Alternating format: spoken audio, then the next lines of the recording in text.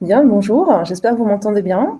Bienvenue à tous les participants qui nous rejoignent aujourd'hui pour ce webinaire consacré aux relations. On va parler des relations en termes de liens qui peuvent être faits entre l'approche de Carl Rogers et d'autres sujets que je vais détailler tout à l'heure, et les relations aussi en termes d'interaction entre des personnes et leur place centrale aussi dans l'approche humaniste.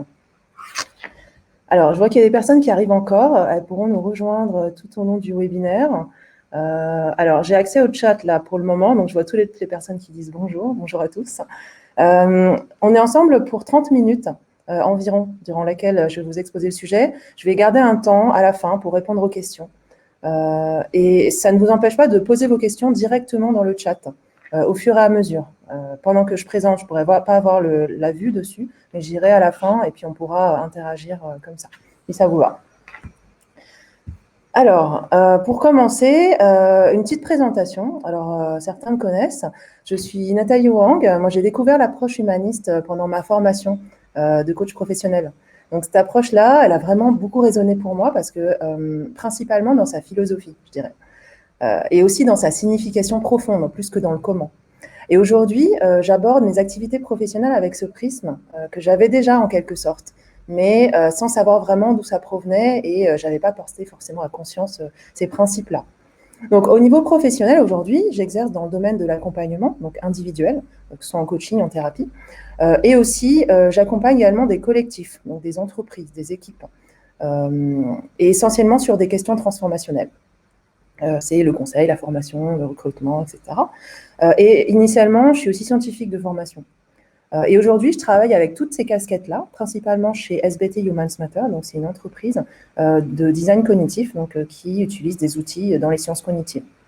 Et à côté, je fais pas mal d'enseignements, de coaching et aussi de l'exploration. Je vais m'intéresser à des sujets comme ceux de la générativité, ceux de l'identité aussi en coaching, et en considérant non seulement la cognition, donc l'intelligence cognitive, mais aussi les autres formes d'intelligence. On pourra en reparler tout à l'heure.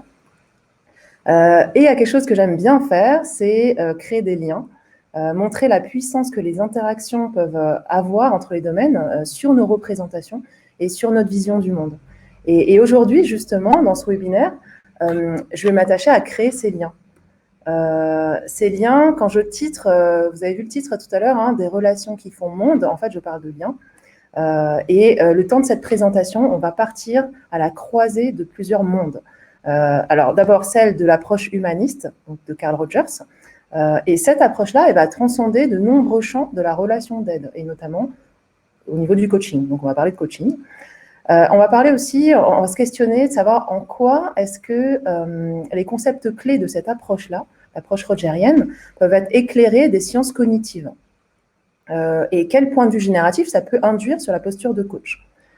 Et puis à la fin, en ouverture, on va voir quelles analogies on peut rêver autour de ces sujets de société, en fait, qui sont les nôtres aujourd'hui, et quels liens on peut faire avec notre manière de penser demain, et même de penser aujourd'hui, donc l'impact sociétal. Mais avant cela, pour commencer, je vous propose de démarrer avec une analogie. D'ailleurs, il y aura beaucoup d'analogies dans ce webinaire. Une analogie de ce qu'est un des fondements principaux en fait, du coaching pour moi, et ce qui reflète bien aussi les présupposés de Carl Rogers, de l'approche humaniste. Alors, du coup, je vais vous demander, il y a une image qui va apparaître là, pour vous. Alors, je vais faire les questions et les réponses, hein, puisqu'on peut interagir. Pour vous, qu'est-ce que cette image représente? Alors moi, d'habitude, quand je pose cette question à l'Assemblée, on me dit c'est des ordures, des déchets. Oui, en fait, en effet, c'est un concept qui est intéressant parce que le déchet, il n'existe pas en soi. Il n'y a personne qui fabrique des déchets pour des déchets, en fait. On fabrique des choses qui deviennent des déchets. Et c'est l'intention d'un agent humain qui va définir le déchet. En gros, on dit c'est parce que je ne te veux plus que tu deviens déchet. Donc les choses ne naissent pas déchets, elles le deviennent. Et donc ce que je veux dire, c'est que le déchet n'existe que dans les yeux de l'observateur. Et là où je veux en venir, c'est finalement que tout n'est qu'une question de point de vue. Si on regarde, pour la plupart des gens, oui, c'est une pile de déchets. Moi, si je suis recycleur, par exemple, c'est de la matière première potentielle. Si je suis philosophe, alors c'est peut-être une représentation de la société de consommation qui en dit long. Si je suis historienne, ça va être une trace laissée de notre présent, de notre passé. Donc tout n'est qu'une question de point de vue. Et en disant cela, ça revient en fait à une des bases du coaching, une des bases de l'accompagnement, et aussi cher à Carl Rogers, c'est que le réel n'existe pas de manière générale, mais il existe de manière relative. Et ce que je veux dire par là, c'est que le réel, en fait, c'est une anamorphose. Selon son point de vue, chacun va le voir différemment. Et on a chacun notre réalité. C'est notre représentation du réel. Et ma représentation du réel, c'est pas la même que la vôtre, c'est pas la même que mon collègue, que mon voisin, c'est la mienne, en fait. Et quand on reboucle, en fait, on voit que, par exemple, si on repense à Alfred Korbisky, donc le fondateur de la sémantique générale, il a formulé ce présupposé en la phrase suivante, c'est « la carte n'est pas le territoire ». Et ça, c'est un des postulats que j'aime bien et qui est au centre, je pense, des approches rogeriennes, c'est « la carte n'est pas le territoire ». Et je vous propose, dans un premier temps, de voir ce que les sciences cognitives peuvent apporter en éclairage à ce principe-là. Voilà, la carte n'est pas le territoire. Alors ici, vous avez le monde réel, le territoire. Et il y a plusieurs façons d'observer ce monde. Quand on fait une expérience dans le monde, par exemple, on peut observer le monde selon plusieurs points de vue possibles. Et ces points de vue sont différents. Et lorsqu'on fait une expérience dans le monde, on ne va capter qu'une partie de ce monde, de ce territoire, donc avec un seul œil en fait, comme si on l'observait d'un seul œil. Hop. Et ici, si je vous présente en mode linéaire ce qui se passe, on va pouvoir dire que cette expérience vécue, donc cette partie du réel que vous vivez, que l'on capte, elle va aller s'engrammer dans le cerveau, ici, je crois que vous voyez ma souris, voilà, pour créer une représentation. C'est ce qu'on appelle la carte. Et cette carte, elle est différente du territoire parce que déjà, à la base, c'est qu'une partie du réel qu'on capte. Donc là, je vous le présente de manière très, très linéaire. Il s'avère que ce soit vraiment pas aussi linéaire parce que entre les deux, va se passer des choses, et notamment des filtres. On va filtrer la majorité des informations que l'on perçoit. Avec des filtres notamment de perception, donc c'est la première catégorie de filtres qui va vraiment intervenir dans la construction de notre carte du monde. Dans ces filtres-là, il y en a plusieurs. Par exemple, il y a déjà nos 5 sens. Inconsciemment, on va privilégier certains canaux sensoriels. Par exemple, certains d'entre nous vont être plus sensibles à ce qu'ils voient, d'autres à ce qu'ils entendent, d'autres à ce qu'ils ressentent, etc. Donc, c'est normal qu'en vivant la même scène, on n'ait pas la même représentation, la même expérimentation. Là, c'est un des filtres. Deuxième filtre, ça peut être par exemple des filtres neurologiques. Donc là, on va aller dans les capteurs. On n'est pas tous équipés de la même façon en termes de capteurs physiques. On va être limité aussi, en fait, dans la captation de la réalité physique. On ne va pas voir toutes les longueurs d'onde qui existent. On ne va pas entendre toutes les fréquences qui existent sur Terre. Donc, en fait, on est limité et on ne capte aussi qu'une partie du monde. Deuxième catégorie de filtres. La troisième, c'est les filtres socioculturels. Donc, selon la culture de notre groupe d'appartenance, on va avoir une vision du monde différente. Par exemple, un sourire. Si je suis dans une société occidentale, ça n'a peut-être pas la même signification que si j'appartiens à une tribu première, un peuple premier d'Amazonie, par exemple. Je caricature exprès. Et en dernier, on a des filtres qui sont individuels. Parce que sinon, on peut se dire, avec le même patrimoine génétique et la même appartenance culturelle, on aurait la même perception. En fait, non. Parce qu'on a aussi des filtres individuels qui nous appartiennent, qui dépendent de nos expériences de vie, de notre éducation. Toutes ces expériences qui influencent notre manière de concevoir notre place dans le monde et aussi notre valeur personnelle ainsi que celle des autres. Donc, première catégorie de filtres. Et ensuite, c'est pas tout. On va avoir d'autres facteurs qui peuvent provenir aussi du mode de fonctionnement de notre cerveau. Donc, c'est ce qu'on appelle des processus de modélisation, ou processus de déformation du cerveau. Je ne vous l'ai pas dit tout à l'heure, mais cette carte-là, ce modèle-là, c'est un modèle de Noam Chomsky, donc, qui a beaucoup étudié la linguistique, donc la syntaxe, également la linguistique générative. J'ai un peu détourné ce schéma pour vous parler de cerveau, mais en fait, au final, on dit la même chose. On dit des mécanismes, il y a des mécanismes de déformation qui sont préprogrammés chez chaque être humain. Et donc ça, c'est universel, parce que c'est le mode de fonctionnement du cerveau en général. Bon, je ne vais pas passer tout en revue, parce qu'on n'a pas le temps, c'est le genre de choses qu'on voit en formation. Mais là, juste pour vous donner une idée, pour vous expliquer tout ça, je vous ai fabriqué une expérience, une petite expérience à vivre. Parce que là, c'est vrai qu'on est en webinaire, mais souvent, on passe justement ces messages-là sous forme d'expérience à vivre. Donc, là, vous voyez un écran blanc, c'est normal. Ce qui va se passer, c'est que vous allez avoir une petite figure là, une photo, un schéma qui va apparaître ici à gauche. Et ensuite, il y en a d'autres qui vont apparaître. Moi, ce que je vous demande, c'est juste d'observer, de regarder, et ensuite, on en parle. Enfin, j'en parle. Voilà. Allez, c'est parti.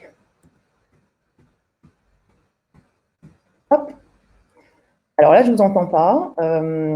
Ça veut dire que, en fait, quand je fais l'expérience dans des amphis de 200-300 personnes, en général, à un moment, les gens font quelque chose comme Ah, alors, je ne sais pas si vous voyez de quoi je parle. Et ce Ah, il intervient environ, alors quand je fais des sondages, hein, c'est ici, donc avant-dernière image ou avant-avant-dernière, voire la dernière, des fois. En tout cas, vers la fin. Voilà. Et donc, qu'est-ce qui s'est passé pendant cette expérience-là? Voilà, si je reviens, quand je vous ai présenté la première figure, là, vous n'aviez pas d'image auparavant. Donc, le cerveau va intégrer cette nouvelle information. Il l'apprend, c'est OK pour lui, hein, et non seulement il apprend, mais il se dit, c'est un visage. Parce que quelque part, il catégorise, il généralise. Tous les visages ont des yeux, un nez, une bouche, un petit morceau d'oreille, donc il simplifie aussi. Donc, on intègre cette image sans problème. Ensuite, quand je présente les images qui suivent, toutes les informations qui sont dans ces images qui suivent et qui sont en concordance avec la première, par exemple un nez, une bouche, des yeux, etc., ces informations-là, elles sont intégrées, il n'y a pas de souci. Et toutes les informations qui sont un peu dissonantes, par exemple un œil qui fusionne avec un bout de nez, la bouche qui devient de travers, etc., c'est un peu dissonant, ça ne va pas exactement dans le même sens que notre première image, ça ne nous arrange pas en gros, hein, au niveau du cerveau. Donc ces informations-là, elles sont élaguées, elles sont oubliées, elles sont omises, on ne va pas en tenir compte. Et en résultant, qu'est-ce qui va se passer? C'est qu'on va garder cette catégorie visage, voilà, jusqu'à cette figure-là ou cette figure-là, jusqu'à ce qu'à un moment, les signaux qu'on voit, les signaux nouveaux, sont tellement en dissonance avec la première image que c'est plus possible pour le cerveau de rester dans cette catégorie. Alors, ce qu'il va faire, c'est qu'il va changer de catégorie. Il va voir, au lieu d'avoir le visage, il va voir la femme tournée accroupie.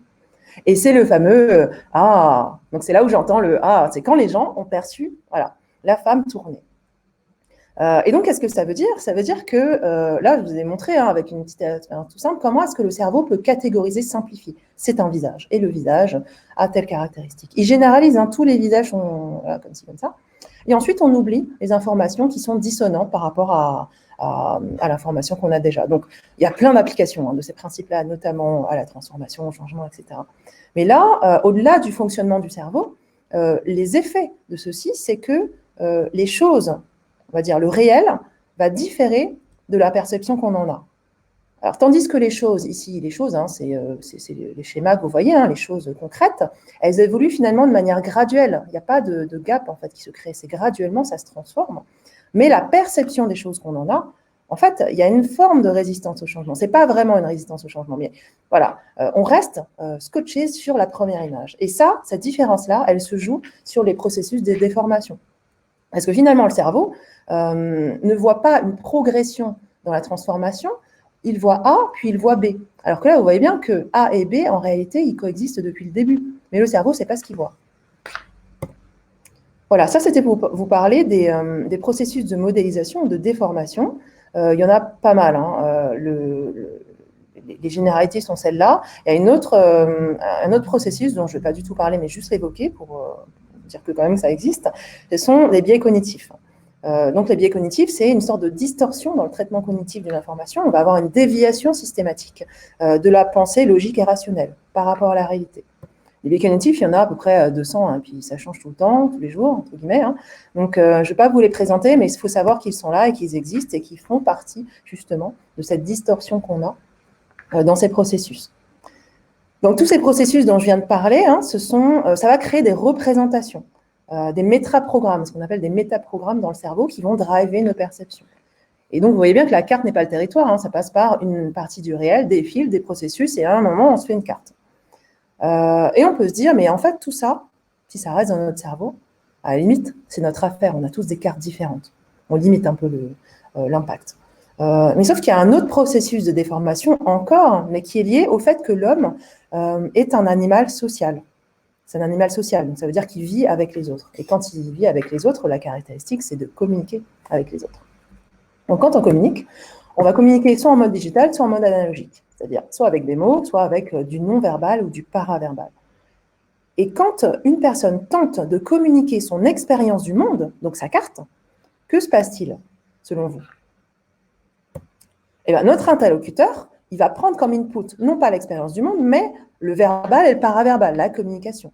Et on sait que le choix des mots, il est limitant sur notre pensée. Vous avez déjà eu ce sentiment-là de vouloir exprimer quelque chose et pas avoir les mots. Non seulement ça, mais aussi les mots nous appartiennent. Donc, on n'a pas la même signification des mots selon les personnes.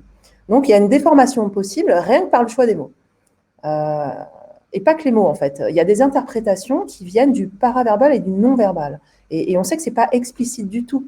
C'est sujet à interprétation. Et il se trouve que le paraverbal et le non-verbal, c'est ce qui a le plus d'importance dans la communication. Pas mal d'études, vous avez dû voir, qui montrent ça. Et donc, de cette communication de l'expérience vécue, la personne, elle va s'en faire une représentation, une carte. Et en fait, cette carte, c'est même pas la carte du territoire, c'est la carte, donc de votre carte du territoire, qui est encore moins le territoire.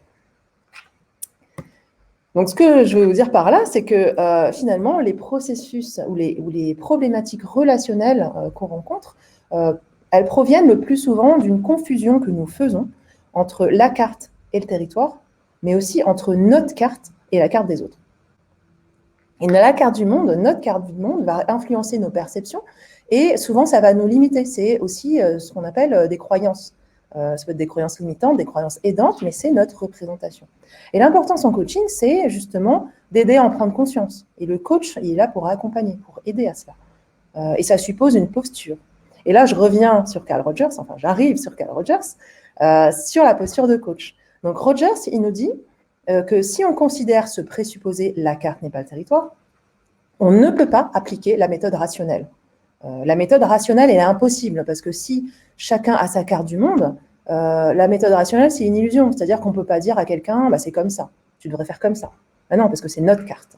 Donc ça revient à dire quoi? Ça revient à dire qu'on ne peut pas avoir une posture de sachant, si on considère ce présupposé. Et pour Rogers, l'approche humaniste, c'est une approche qui est centrée sur la personne. Et en fait, c'est se centrer sur la carte de la personne, au final. Parce que si la carte n'est pas le territoire, alors la posture de sachant, ce n'est pas la bonne. Parce que si la carte n'est pas le territoire, finalement, ça revient à dire que c'est celui qui fait qui sait. C'est celui qui sait ce dont il a besoin pour progresser, pour faire mieux. Et avec Rogers, le psychologue, parce qu'il était psychologue, c'est plus le spécialiste de tout. Et il est plus face à un patient ou à un coaché qui est complètement démuni. Et cette réflexion-là, elle est très, très socratique, en fait. Et d'ailleurs, Rogers, comme je vous le mets là, il a remplacé le mot client, le mot patient, pardon, par le mot client. Et ça pour souligner le rôle actif du coaché. Il n'y a que lui, le coaché, qui sait ce qui lui convient. C'est à lui, du coup, de mener la démarche avec le coach. Et le thérapeute ou le coach, il ne peut pas se substituer à lui. C'est pourquoi, dans la posture, il ne va pas imposer, il ne va pas conseiller, il ne va pas interpréter. Mais il accompagne la personne dans son travail d'évolution. Alors, quand on considère qu'on est sachant ou expert face à un patient ou un client, enfin un patient, disons, je rappelle, alors on va se centrer sur le problème, on va réparer, on va soigner avec des ressources externes à la personne. Ça peut être des médicaments, ça peut être du savoir, ça peut être des conseils. Alors que, de l'autre côté, quand on va considérer qu'on a un accompagnant, on va se centrer sur la personne, sur son objectif. Ça veut dire qu'on va le responsabiliser. On va l'aider à activer ses propres ressources internes. Et on ne va pas considérer que c'est le passé qui conditionne le présent et le futur, mais que c'est la projection vers un futur désiré qui a déjà des effets sur le présent. Ça, c'est le premier message. Deuxième message, c'est, en fait, on ne va pas résoudre une problématique en tant que coach avec cette posture humaniste. On ne va pas résoudre une problématique, on va aider le client à résoudre sa problématique. Et ce n'est quand même pas la même posture. On va le faire en augmentant le niveau de conscience, en responsabilisant les gens, et en disant, quelque part, mais en tant que thérapeute ou coach, je sais que je ne sais rien, parce que c'est le client qui est l'expert. Et si je sais que je ne sais rien, qu'est-ce que je vais utiliser? Je vais utiliser ce que je sais sur le moment. Et qu'est-ce que je sais sur le moment? C'est ce qui se passe ici et maintenant, chez la personne. Et c'est l'approche centrée sur la personne. Voilà, c'est Carl Rogers. Ce qu'il a toujours différencié des autres thérapeutes, c'est qu'il a toujours choisi de se concentrer sur la personne et pas sur le problème. C'est le premier praticien, par exemple, à s'être livré à des enregistrements sonores idéaux de ces séances. Il a instauré aussi la supervision des thérapeutes. Il a toujours privilégié les qualités personnelles au diplôme et au savoir. Et il disait ça, il disait « Chaque individu est unique. Il détient au plus profond de lui-même sa propre vérité, sa vie et le tracé potentiel de son chemin, qu'aucune science du psychisme ne peut enfermer. Il peut accéder à ses ressources s'il se sent compris, accepté, non jugé. Et donc, c'est permettre aux individus d'accéder à leurs ressources. Il nous livre, là, en fait, les conditions de l'activation de ces ressources. C'est créer un environnement propice pour l'approche santé sur la personne. Et donc, on a dérivé après, on a appelé ça la méthode non directive. En fait, on l'a méthodologisé, si je peux dire, mais finalement, ça reste une posture, ça reste une philosophie. Même s'il y a un comment, hein. Là, je vous présente le comment, on ne va pas le détailler parce que c'est une grande formation. On peut facilement passer 3 jours par item, par bullet points, là qu'on voit. Mais l'idée, c'est de se dire, finalement, c'est la posture qui privilégie sur le savoir, parce qu'il y avait quelque chose de vraiment fort chez Carl Rogers, c'est qu'il avait confiance en les personnes. Il avait confiance en les personnes qu'il coachait, parce que l'approche humaniste, c'est ça, c'est avoir confiance en les gens pour leur propre développement. C'est un lâcher-prise énorme en tant que thérapeute. Quand il dit, là, ce que je vous mets là, chaque personne porte en elle les ressources de son propre développement, en fait, il dit qu'on a tous ce qu'il appelle une tendance actualisante. C'est de dire que chaque individu va être animé d'une tendance qui est innée à développer toutes ses potentialités. C'est une orientation positive, hein, une sorte de motivation à la vie, une motivation intrinsèque à la réalisation de soi. Et le job du coach et du thérapeute, c'est d'aider à renforcer et à développer cette capacité. C'est tout. Et la meilleure manière de le faire, ça passe par des conditions de relations interpersonnelles. Et donc, Carl Rogers, il va passer de ça, de comment je peux traiter, guérir ou changer cette personne, à comment est-ce que je peux établir avec cette personne une relation qui soit utile à sa croissance personnelle. Et c'est une révolution. C'est une révolution parce qu'il met l'accent sur le relationnel, sur l'attitude du thérapeute, et pas sur la quantité de savoir. Voilà. Ensuite, alors ceci étant dit, j'aimerais faire le lien, donc reboucler avec les histoires de cartes et de territoires. Je voulais revenir sur ce sujet-là avec un outre noir. Donc là, je change change d'analogie, là. C'est une autre analogie. Et ça, c'est une photo d'un outre noir. Donc, c'est une œuvre de Pierre Soulages qui était exposée au Louvre juste avant le confinement. Et je pars de là pour vous parler d'un autre lien avec les cartes du monde. Donc, les outre noirs, hein, ce sont vous savez, ces grands tableaux. C'est des grands formats et qui sont couverts d'aplats noirs qui jouent avec la lumière. Et ces tableaux, ils installent, ou plutôt ils sculptent la lumière dans l'espace. Et quand on est devant, il nous renvoie vraiment à une présence incroyable. Pourquoi je vous dis ça? Parce que Soulages, il jouait avec l'immatière, ce qu'il appelle l'immatière. L'immatière, elle est changeante, elle est vibrante. Et il ne va cesser de les transformer selon l'angle dans lequel on l'aborde. Et là, on voyait un petit peu le lien quand même. Parce que Soulages, il n'a jamais considéré le noir comme une couleur. Pour lui, c'était l'absence de lumière. Et du coup, l'ombre et l'obscurité, ce n'est pas une force, mais c'est juste un endroit où la lumière ne va pas briller, où il n'y a pas de lumière. Et donc, ça ne sert à rien de lutter contre, hein, si ce n'est pas une force. On ne va pas essayer de lutter contre, on va juste essayer de faire briller la lumière ailleurs.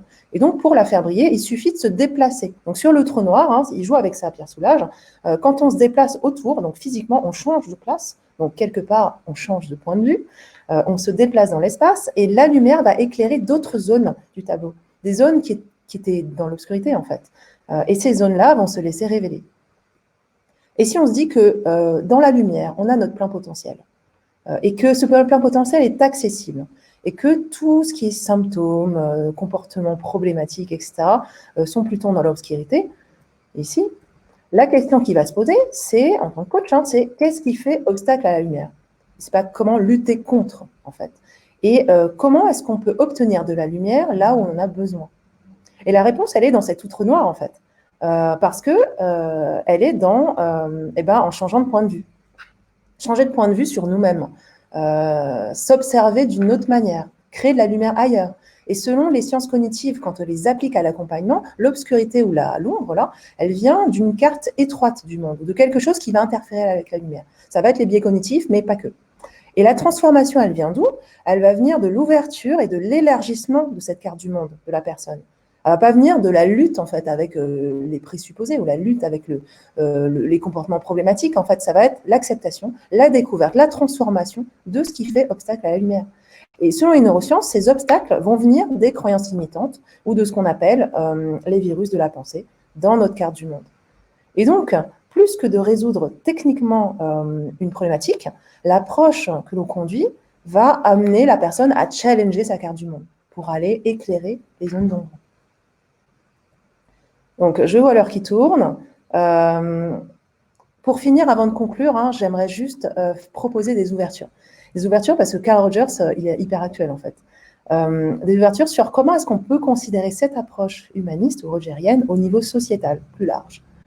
Rogers, il parlait à un moment de sa vie de la révolution tranquille, pour dire que c'est d'abord la transformation du comportement individuel quotidien des individus qui peut entraîner progressivement une espèce de révolution tranquille de la société. Tout est relié. C'est se changer soi, c'est changer les gens autour de soi. Donc c'est systémique. C'est petit à petit, c'est se transformer pour transformer. Se transformer pour transformer le monde autour de nous. Ça, c'est le premier point. Mais au niveau collectif, ça va bien plus loin. Parce que si on prend vraiment au sérieux l'idée que chaque individu est équipé d'une espèce de motivation naturelle au développement et de ses propres potentialités, ça pourrait vraiment bouleverser complètement les concepts de société aujourd'hui. Par exemple, l'éducation, par exemple, la gestion d'une entreprise, la gestion d'un État. Pour moi, ça résonne, parce que dans le domaine des entreprises, moi je fais du conseil dans l'accompagnement en transformation, si l'entreprise, on considère que c'est un individu, et que l'individu a cette tendance innée, en fait, actualisante, on n'aborde pas pareil les missions de conseil, par exemple. Repenser l'accompagnement, par exemple, dans une mission où on arrive en tant que consultant, mais avec une posture de coach, peut-être. Parce qu'on va considérer que les organisations ont tout en elles pour se développer. Il faut juste activer leurs ressources internes, peut-être. Et un autre exemple dans l'éducation, dans l'éducation, si on met en application, même de manière réduite, ce point de vue, de dire que les apprenants ont tout en eux, en fait, pour activer, et donc c'est l'activation de ressources qui prime, on aurait des impacts sur des écoles traditionnelles, sur comment est-ce que je repense ma posture de sachant, ma posture de... Et comment est-ce que j'encourage à apprendre. Ça peut transformer tout un système. C'est Carl Rogers qui disait renseigner et non enseigner. Toujours avoir le souci d'être compris. Il disait c'est respecter la liberté de l'interlocuteur en le mettant en situation de responsabilité. Et ça peut paraître d'une simplicité extrême. Mais pour y arriver, Rogers, il estimait au contraire que ça exigeait une espèce de formation ou même une pratique qui concerne le savoir-être plus que le savoir-faire et plus que le savoir tout court d'ailleurs. Parce que c'est bien ici ce qu'il dit, c'est l'attitude et la relation qui vont faire monde. Alors, pour conclure, si je réduis ma présentation en 4 principes clés, qu'est-ce que je dirais? Je mettrais notre vision du monde n'est pas le monde, donc ça on l'a vu au début. Chaque carte du monde est unique. Tous les hommes ont une orientation positive et chaque personne porte en elle les ressources de son propre développement. Donc ces principes clés, elles teintent de nombreuses approches de l'accompagnement que vous connaissez. Moi, avant de me plonger dans ces présupposés-là, j'avais une vision très, très, très, très cognitive des choses, et forcément par ma formation, par mon travail, etc. Et pour moi, la clé fondamentale, c'était le méta. Moi, j'étais en mode méta. Donc, méta pour métaprogramme, on se crée des métaprogrammes cognitifs par nos expériences de vie et notre fonctionnement du cerveau en général. On a des croyances, on a des biais, etc. Et reprendre le contrôle, c'était agir en pleine conscience. Le Saint Graal, c'était de se positionner en méta, donc la métacognition, d'être capable de se regarder en train d'agir pour s'ajuster. Et là, c'était la vraie liberté cognitive, on va dire. Et ça nous permet quoi? De faire des métamorphoses, des transformations pour ensuite évoluer. Voilà, moi j'étais dans ce mode-là. Mais avec l'approche rogerienne, j'ai reconsidéré ce méta. Je sentais qu'il y avait autre chose que la cognition dans le coaching, dans l'accompagnement. Et ma rencontre avec Rogers, a fait la suite. Et ce sera ma conclusion. Alors oui, en fait, on reste sur les métaprogrammes, notre carte du monde, ça, ok, je garde. Mais la posture métacognitive, là, je l'ai reconsidérée. Je l'ai reconsidérée parce que je suis passée d'une métacognition à la cognition incarnée, ce qu'on appelle embodied cognition. C'est être associé à soi-même et pas dissocié. Être associé à soi-même et en même temps être centré sur l'autre. En fait, c'est pas incompatible. C'est je mets ma carte du monde derrière moi pour me centrer sur celle de l'autre, tout en continuant à ressentir tout ce qui se passe dans mon corps et dans mon esprit. Donc, ça remet en question le 100% métacognition, parce que ce n'est pas vraiment 100% métacognition. Et enfin, je suis passée de métamorphose, parce que pour des métamorphoses, pour moi, la condition aujourd'hui, elle est anamorphique. Nous sommes des anamorphoses de nous-mêmes. Selon la manière dont on se perçoit, ça peut nous changer. Où est-ce qu'on met la lumière? Ça peut tout changer, en fait. Et c'est ce qu'on fait en coaching, en fait, c'est tourner la caméra, mettre les pleins feux sur les potentialités qu'on va aider à activer chez nos clients.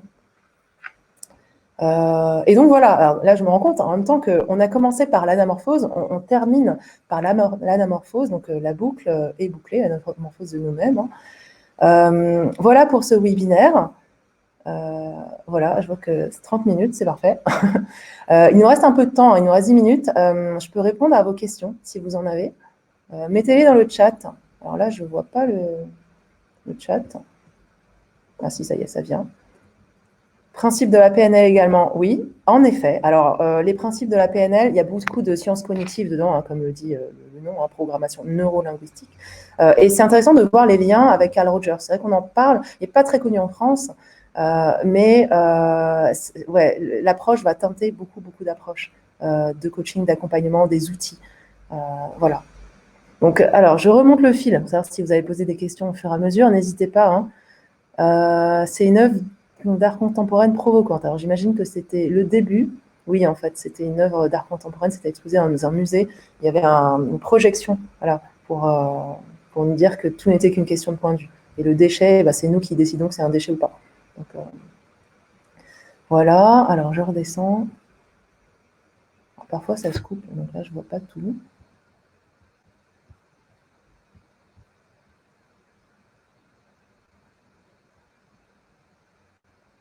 Recevrons-nous le lien du webinaire? Oui, en fait, il y aura un replay qui sera disponible, qui vous sera envoyé dans la foulée, je crois, hein, et qui sera aussi disponible pour les gens qui ne se seront pas inscrits. Alors, lien avec l'effet Pygmalion. Alors là, oui, ça c'est peut-être quand je parlais de l'apprentissage. L'effet Pygmalion, c'est un biais cognitif, en fait. Ça dérive d'un biais cognitif. Pour juste vous parler d'une petite expérience qui a été faite, c'est l'expérience de chercheurs qui ont été faire des tests, en fait, faire des tests dans une école avec des enfants, faire des tests. Après, ils ont donné le résultat des tests aux professeurs.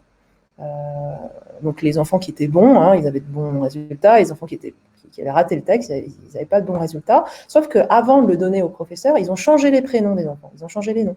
Donc les professeurs, ils pensaient que l'enfant qui était bon, en fait, finalement, il n'était pas si bon que ça, et au contraire. Et ils ont regardé après ce que ça donnait en termes de résultats scolaires à la fin de l'année. Et ils se sont rendus compte que les enfants qui n'étaient pas excellents au départ, ils ont progressé d'une manière démentielle, et que les enfants qui étaient très bons, en fait, ils n'ont pas tellement progressé que ça.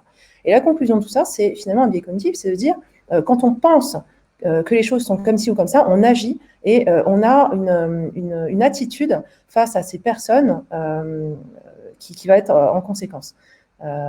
C'est le fameux on croit ce qu'on voit, et ben là c'est on voit ce qu'on croit. C'est-à-dire que quand on croit vraiment que l'enfant il est bon, on va adopter une posture qui va lui faire dire en fait que le message qu'on donne c'est tu es bon, donc vas-y progresse.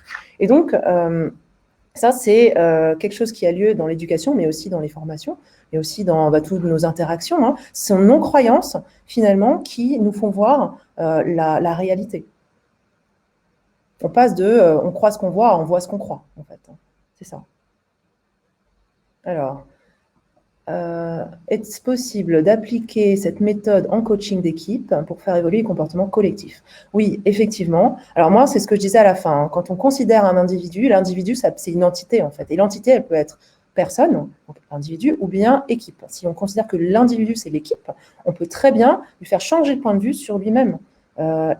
Si on considère que l'équipe a tout en elle, c'est ça, hein, elle a tout le potentiel en elle, toutes les ressources pour y arriver, il faut juste vraiment l'activer, leur faire confiance et avoir une posture d'écoute pour les amener à les éclairer.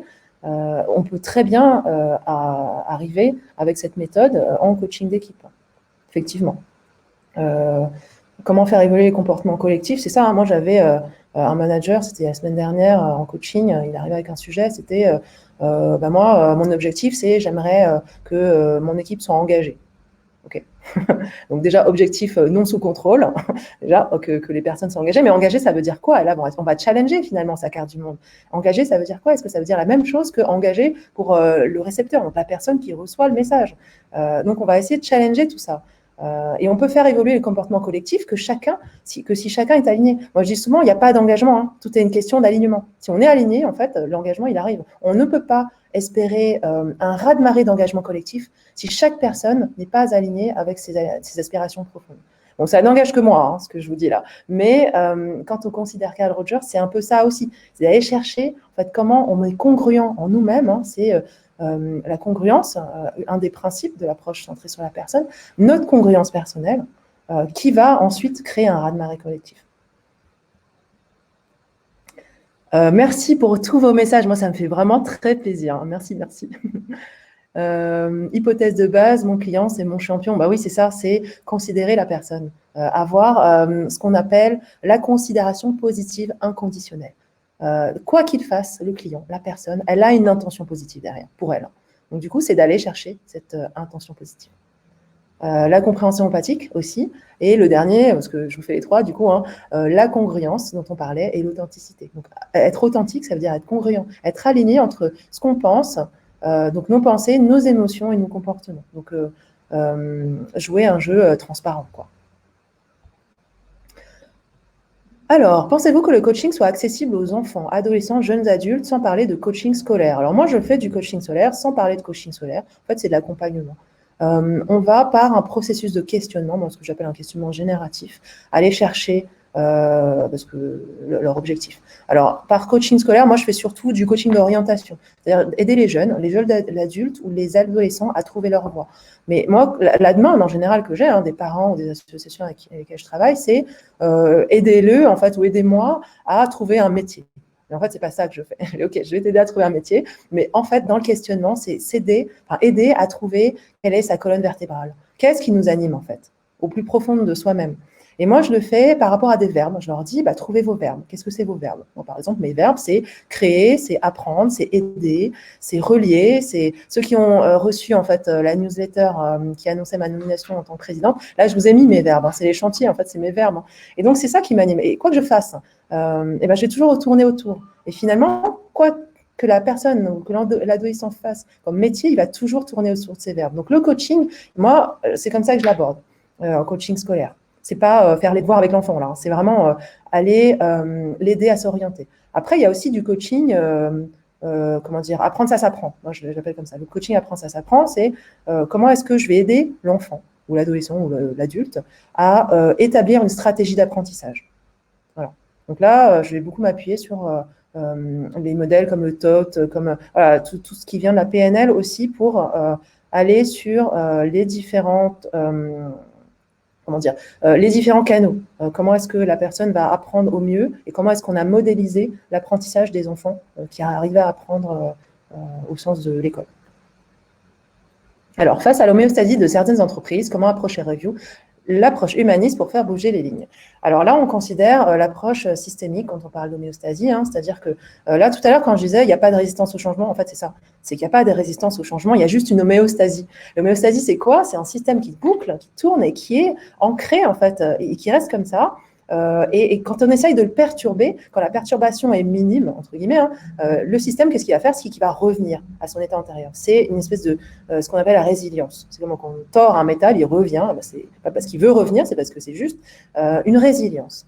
Et donc, c'est pas une résistance, en fait, c'est juste une résilience. Là, l'idée, c'est comment est-ce que je vais perturber assez ce système pour créer un espèce de chaos interne, pour qu'il se reconfigure, mais pas de la même manière, pour qu'il ne revienne pas, pour qu'il revienne un système homéostatique, mais pas le système A du départ. Donc l'approche humaniste là-dedans, c'est comment je vais créer le chaos en fait. Et créer le chaos, c'est pas en émettant des conseils, ou en drivant, en prenant le lead là-dessus. C'est comment est-ce qu'on va procéder à un questionnement que j'appelle génératif, parce qu'il va générer quelque chose, un changement, à percuter les représentations pour faire bouger les lignes. Et ça se fait, oui, il y a des méthodes, il y a des techniques. Moi, j'ai des protocoles pour ça, entre guillemets, ce pas des protocoles médicaux, mais c'est des protocoles, j'ai essayé de méthodologiser le truc, et ça se fait avec l'approche humaniste, mais également avec les liens qu'on peut en faire avec d'autres outils. Et ça, c'est hyper important. On peut être en approche humaniste tout en… C'est pas incompatible avec les autres approches.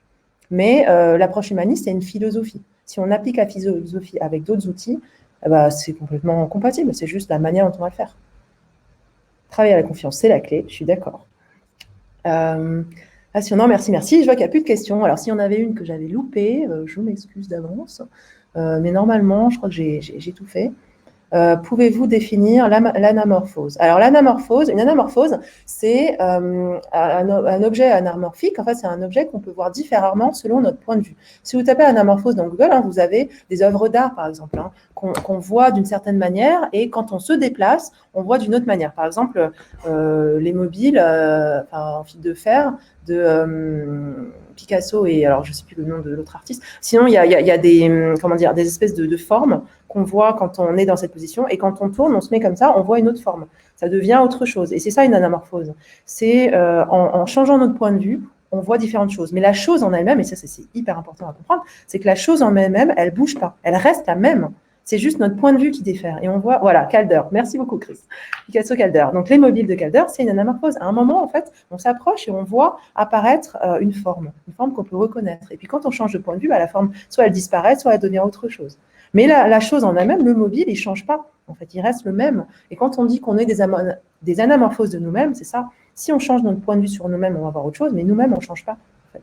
Et pareil pour le monde. Chacun va le voir différemment, mais le monde, le réel, il ne change pas. On a chacun notre réalité. C'est tout. Voilà. Alors, est-ce qu'il y a d'autres questions? Peut-on être coach thérapeute avec vraiment la fonction thérapeutique? Alors, je ne suis pas très sûre de la question. Moi, je suis coach et thérapeute. Ça ne veut pas dire que je suis coach et thérapeute en même temps. J'ai 2 casquettes différentes et selon le patient ou le client que je vais avoir, on va partir en coaching ou en thérapie. Alors, peut-être que Mallory, tu peux préciser ta question. Je ne sais pas si ça répond à ta question, en tout cas. Voilà. Merci pour vos partages. N'hésitez pas aussi.